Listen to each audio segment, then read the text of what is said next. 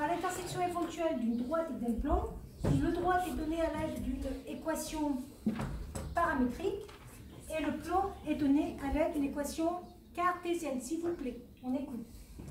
Déjà, l'information qu'on va essayer d'avoir, c'est cette équation paramétrique nous donne deux informations pour la droite. Quoi comme information? L'équation paramétrique d'une droite. Oui. Un vecteur directeur. Un vecteur directeur de la droite qu'on va appeler U, qui aura pour coordonnées, bon, on peut continuer, 1, 0, 1, 0, moins 2, c'est-à-dire les coefficients de t. Ici, il n'y a pas de t, donc c'est 0. Et ça donne aussi un point de la droite, qui est par exemple 1, 2, 3.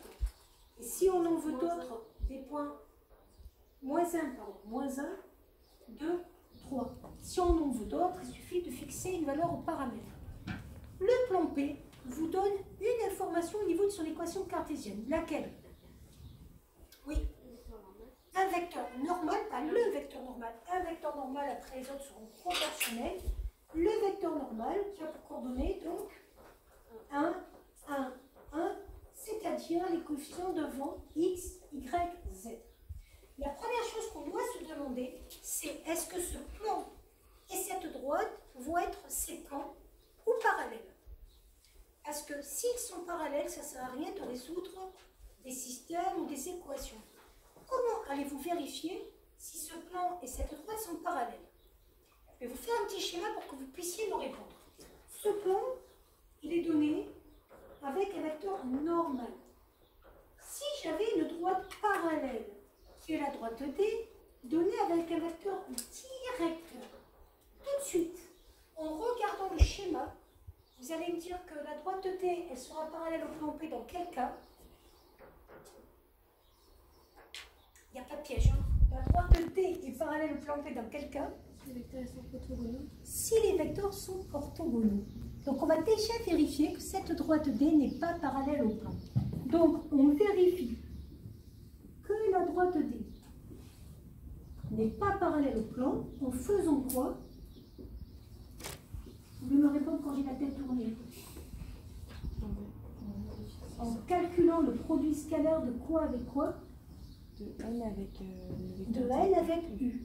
Si ce produit scalaire est nul, c'est que on aura donc une droite parallèle, sachant que une droite parallèle peut être dans le plan aussi. Mais dans ce cas, on ne cherchera pas un point d'intersection. Donc on va déjà vérifier ça. On est dans un repère orthonormé, il faut le préciser. De toute façon, à partir du moment où il y a des équations cartésiennes de plan, on est dans un repère orthonormé. Dans un repère orthonormé, on connaît la formule d'un produit scalaire. C'est quoi? X, x', plus y, y', plus z, z'. Donc, on va faire le produit scalaire de n avec u. Donc, 1 fois 1 plus 0 fois 1. Si je me trompe, là, vous m'arrêtez. Plus moins 2 fois 1. Il s'avère que ce calcul ne fait pas 0. Ça veut dire que les vecteurs ne sont pas orthogonaux. Et si les vecteurs ne sont pas orthogonaux, c'est que la droite D va couper le plan P. Donc, N et U ne sont pas orthogonaux. Donc, la droite D va couper le point D. On va donc dire que l'intersection de la droite et du plan est un point. Une droite qui coupe un plan, coupe un point. Vous voulez l'appeler comment? I, si vous voulez. Donc, point d'intersection de la droite et du plan. Et ce point, il a combien de coordonnées? Il n'y a pas de suspense, on est toujours dans l'espace, 3 dimensions. Vous voulez les appeler comment? Bah, alors on va dire x, y, z, on ne fait pas l'originalité aujourd'hui. Hein. X, y, z. Et le but, ça va être quoi? De chercher donc les coordonnées de I. C'est ce qu'on cherche. Vous savez que ce point I, il est où?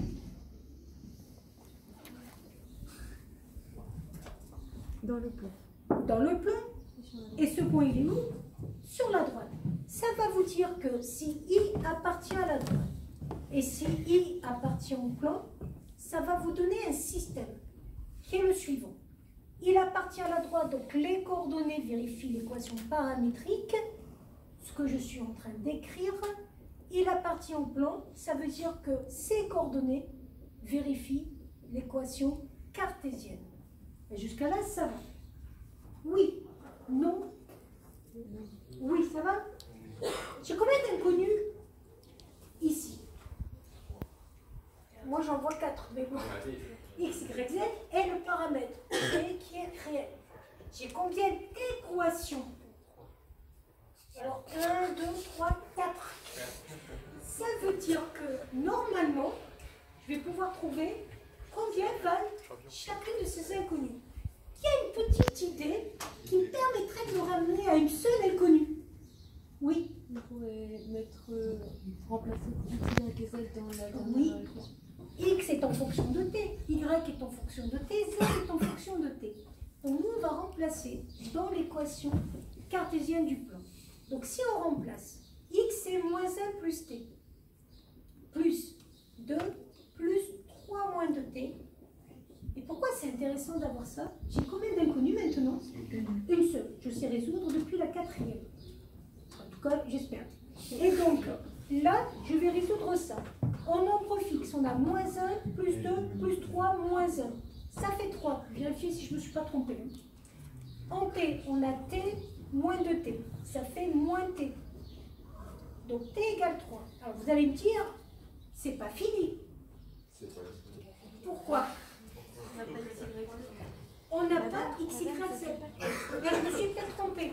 Moins 1, moins 1, moins 2, moins 2 plus 2, 2, 2 plus 3, moins 2 plus 2, 0, 0 plus 3, 3. De toute façon, je vais vérifier si je me suis trompée ou pas tout à l'heure. C'est pas fini parce que le but, je vous rappelle, c'était de trouver les coordonnées du point I. Et donc, on va remplacer, et c'est fini à partir du moment où vous remplacez, X égale moins 1 plus 3, Y égale 2, Z égale 3 moins 2 fois 3. Et donc, ce point I aura pour coordonnées 2, 2, moins 3. Comment je peux être certaine que je ne me suis pas trompée? Je vais remplacer dans l'équation du plan